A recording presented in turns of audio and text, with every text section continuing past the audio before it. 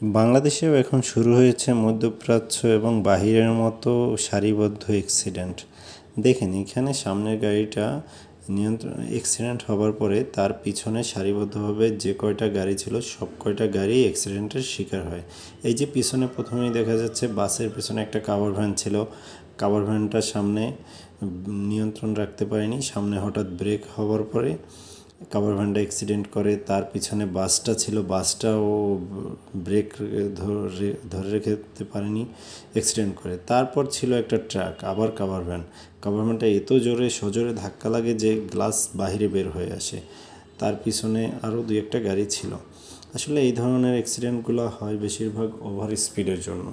এই জন্য সড়কের সঠিক নিয়ম মেনে যদি গাড়ি চালায় তাহলে এই ধরনের অ্যাক্সিডেন্ট থেকে এড়িয়ে চলা যায়। কিন্তু আজকাল দেখা গেছে অনেক ড্রাইভারই স্টিয়ারিংয়ে সে নিজে না থেকে হেল্পার থাকে বা সুপারভাইজার থাকে, এদেরকে সে স্টিয়ারিং ধরিয়ে দেয়। এবং এটার বাহিরেও দেখা গেছে অনেক সময় অনেকে কম্পিটিশন করতে চায়, ঠিক আছে?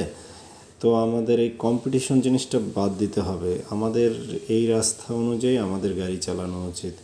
ওই কে আগে যাবে কে পরে যাবে এই ভ্রান্ত ধারণাগুলো মুছে ফেলতে হবে মন থেকে।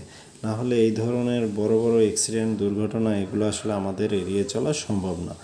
এগুলো এড়িয়ে চলতে অবশ্যই আমাদের বদ্ধপরিকর হতে হবে। কারণ আপনি দেখেন একটা অ্যাক্সিডেন্ট হলে একটা মানুষ নিজে শুধু শেষ হয়ে যায় না, সাথে একটা পরিবার নিঃস্ব হয়ে যায়। তো আমাদের উচিত চলার পথে এই ধরনের ছোটোখাটো যত ধরনের রিস্ক আছে গাড়ি চালানোর ক্ষেত্রে সবগুলা নিয়ন্ত্রণে রাখা এবং ভালোভাবে গাড়ি চালানো।